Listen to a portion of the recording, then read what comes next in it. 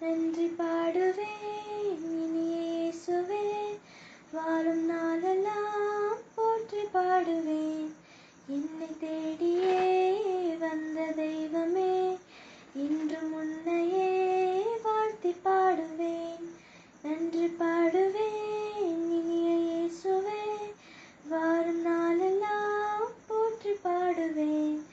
என்னை தேடியே வந்த தெய்வமே, இன்று முன்னையே வாழ்த்தி பாடுவேன். நன்றி நன்றி நன்றி இயேசுவே, நன்றி நன்றி நன்றி இயேசுவே, நன்றி நன்றி நன்றி இயேசுவே, நன்றி நன்றி நன்றி இயேசுவே. உயிரை தந்ததால், உருவம் தந்ததால், உறவை தந்ததால் நன்றி இயேசுவே. வாழ்வை தந்ததால், வளமும் தந்ததால், வாழ வைப்பதால் நன்றி இயேசுவே.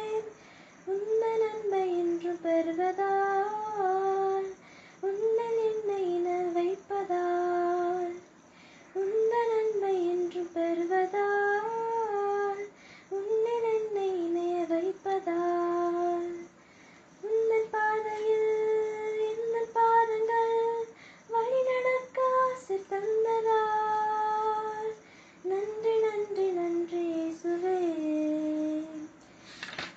நன்றி பாடுவேன் இயேசுவே, வாழும் நாளெல்லாம் போற்றி பாடுவேன். என்னை தேடியே வந்த தெய்வமே, இன்று முன்னையே வாழ்த்தி பாடுவேன். தாயுமானதால், தந்தையானதால், நண்பரானதால் நன்றி இயேசுவே. எந்த நாளிலும் என்னில் வாழ்ந்திடும் சொந்தமானதால் நன்றி இயேசுவே.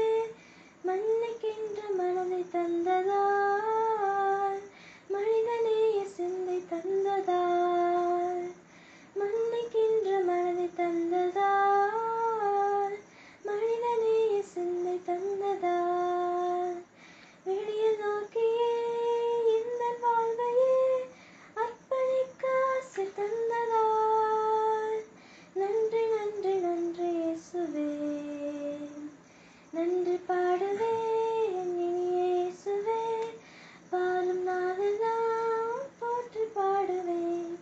என்னை தேடியே வந்த தெய்வமே, இன்று முன்னையே வாழ்த்தி பாடுவேன்.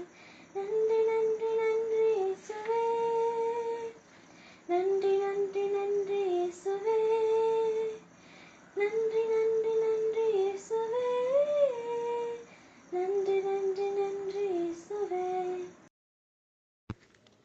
கிறிஸ்துக்குள் மிகவும் பிரியமான சகோதரிகளுக்கு இந்த நாளின் காலை தியானத்துக்கென்று கர்த்தர் நம்மோடு பேசுகிற வேத வசனம் எசேயா தீர்க்கதரிசியின் புத்தகம் 51 அதிகாரம் 3 வசனத்தின் முதல் பகுதி. கர்த்தர் சீயோனுக்கு ஆறுதல் செய்வார்.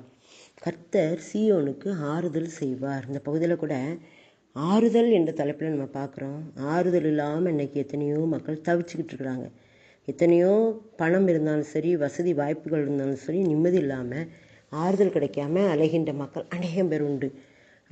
கடந்த நாட்களில் கூட என்னுடைய கணவருடைய சுகவீனத்தின் மத்தியில் நாங்கள் ஆஸ்பத்திரியில் போய் சிகிச்சை பெற்றுட்டு இருக்கும்போது ஒவ்வொருவருடைய சுகவீனத்தையும் பார்க்கும்போது நமக்கு எவ்வளவோ ஆண்டவருடைய கிருபையினால் பரவாயில்ல அப்படின்னு நினைக்கக்கூடிய அளவில் தான் இருக்குது. ஏன்னா அந்த அளவுக்கு ஒவ்வொரு குடும்பங்களிலும் ஆறுதல் இல்லாமல் தவிக்கிறாங்க. ஆனால் நமக்கு கர்த்தர் இருப்பதனால, அவர் நம்மோடு இருப்பதனால நம்ம என்ன செய்ய முடியுது, ஆறுதல் அடைய முடிகிறது. கர்த்தர் சீயோனுக்கு ஆறுதல் செய்வார். அதனால் ஆறுதலுக்காக ஏங்கி தவிக்கிற மக்கள் மத்தியில் நாமும் இருக்கிறோம். அவர்களுக்காக நம்ம ஜெபிக்க வேண்டும். நம்முடைய ஆறுதல் யார்? நம்முடைய ஆறுதல் இந்த உலகத்தில் வேறு யாருமே கிடையாது, கர்த்தர் தான். அவரே நம்மை ஆறுதல் அடைய செய்ய முடியும். மனிதன் எந்த நேரத்திலும் நம்ம ஆறுதல் அடைய செய்ய முடியாது. ஒரு சில நேரங்கள் மனிதருடைய காரியங்கள், செயல்பாடுகள் நமக்கு ஒரு ஆறுதலாக இருக்கும். ஆனால் அதே நேரத்தில் எந்த நேரமும் நமக்கு துணையாக இருந்து ஆறுதல் கொடுக்குற ஒரே ஒருத்தர் தான், அது கர்த்தராகி இயேசு கிறிஸ்து தான்.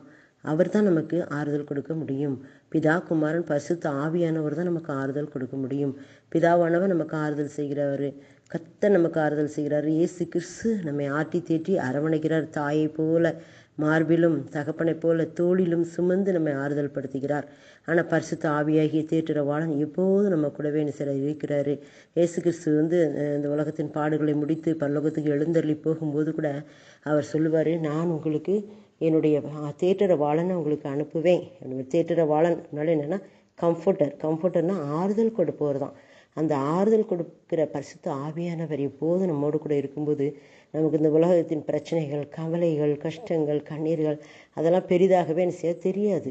கர்த்தர் சீயோனுக்கு ஆறுதல் செய்வார். அந்த ஆறுதல் சீயோனுக்கு அப்படிங்கும்போது சீயோனாலே அது கம்பீரமான ஒரு இடம்தான். அதுக்கு கூட ஆறுதல் தேவைப்படுகிறது. எவ்வளோ பெரிய பரிசுத்தவான்களாக இருந்தாலும் சரி, எவ்வளோ பெரிய ஊழியக்காரங்களாக இருந்தாலும் சரி, எவ்வளோ பெரிய பணக்காரங்களாக இருந்தாலும் சரி, எவ்வளோ பெரிய பதவியில் இருக்காங்களாலும் சரி, எவ்வளோ பெரிய அந்தஸ்தில் இருக்காங்களானாலும் சரி, அவங்களுக்கும் ஆறுதல் தேவைப்படுகிறது. அதுதான் கர்த்தர் சீயோனுக்கு ஆறுதல் செய்வார் என்று சொல்லப்படுகிறது. அப்போனா நம்ம எலியா தீர்க்கதரிசியை பார்த்தோன்னா அவரே ஒரு பெரிய தீர்க்கதரிசி. 400 பாகாலின் தீர்க்கதரிசிகளை ஒரே இடத்துல கொண்டு குவித்தவர். அவங்களுக்கு முன்னால் இயேசுவே தெய்வம், கர்த்தரே தெய்வம் என்று நிரூபித்து காட்டியவர். அவரு கூட என்ன சார் ஒரு சில நேரங்களில் சோர்ந்து போய் சூறைச்செடியின்களை படுத்துக்கிட்டு, போதும் கத்தாவே என் ஆத்மாவை எடுத்துக்கொள்ளும் அப்படிம்பாரு.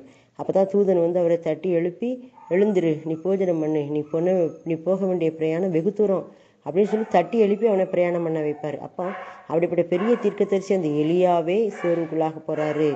யோபு அவருடைய வாழ்க்கையின் பாதையில் பார்த்திங்கன்னா எத்தனையோ பிரச்சனைகள் வரும்போது அப்படி சோர்வாக இருக்கும்போது ஆண்டவர் உன் சிநேகிதருக்காக நீ ஜெபி அப்படின்னு சொல்லும்போது அவர் ஜெபிக்கும்போது அவர் ரெண்டத்தனையும் ஆசீர்வாதத்தை என்ன செய்கிறார், கொடுக்குறாரு. இது மாதிரி நிறைய நம்ம வேதத்தில் பார்க்கலாம். பெரிய பெரிய பரிசுத்தவான்கள்லாம் சோர்வுக்குள்ளாக கடந்து வரும்போது கர்த்தர் அந்த சோர்வுகளை மாற்றி அவங்களெல்லாம் என்ன செய்தார், உயிர்ப்பித்தார் என்று சொல்லி நம்ம பார்க்கணும். நம்முடைய வாழ்க்கையிலும் அப்படிப்பட்ட சோர்வான சூழ்நிலைகள் வரும்போது நமக்கு ஆறுதல் கொடுக்கிறவர் அவர் தான். அவருடைய ஆறுதலை தவிர இந்த உலகத்தில் வேறு எந்த ஆறுதலும் நம்ம ஆறுதல் அடைய செய்ய முடியாது. நம்முடைய பிள்ளைகளோ, நம்முடைய கணவரோ, மனைவியோ, உற்றார் உறவினர்களோ யாருமே நமக்கு ஆறுதல் கொடுக்க முடியாத வேலைகள் வரும். அப்போ நம்ம தேற்றுற வாழன் தான் நம்ம என்ன செய்ய முடியும், ஆறுதல் படுத்த முடியும். அவருடைய ஆறுதல்கள் எப்படி கிடைக்கும் நமக்கு அப்படின்னா, பரிசுத்த ஆவியான ஆறுதல்கள் நமக்கு வசனத்தின் மூலமாக கிடைக்கும், பாடலின் மூலமாக கிடைக்கும், பலவித வெளிப்படுத்தல் மூலமாக கிடைக்கும். அந்த மாதிரி ஆண்டவர் நமக்கு அந்த வார்த்தைகளை நமக்கு என்ன செய்ய கொடுத்துக்கிட்டு இருப்பார். நம்ம பார்க்குறோம் நம்முடைய வாழ்க்கையில் இப்படிப்பட்ட சோர்வான நேரங்கள் வரும்போது கர்த்தர் நம்மை ஆறுதலடைய செய்ய அநேக வழிகளை நமக்கு கற்றுக் கொடுக்கிறார். நாமும் அதன்படி ஆறுதல் பெற்றுக்கொள்வோமா? ஆமேன். ஆறுதலின் தெய்வமே, உம்முடைய திருச்சமூகம் எவ்வளவு இன்பமானது. ஆறுதலின் தெய்வமே. அப்பா நன்றியோடு துதிக்கிறோம். எங்களை ஆறுதல் படுத்துகிற தேவன் நீங்கள் தான் அப்பா. கர்த்தர் சீயோனுக்கு ஆறுதல் செய்வார் என்று சொன்ன வார்த்தையின்படி உங்களுடைய வாழ்க்கையின் ஒவ்வொரு பகுதிகளிலும் கஷ்டமான சூழ்நிலைகளிலும் ஆறுதல் கொடுக்கிற தகப்பன் நீங்கள் ஒருவர் தான் அப்பா. உண்மையை நாங்கள் நோக்கி பார்க்கிறோம். ஆறுதலை பெற்றுக்கொள்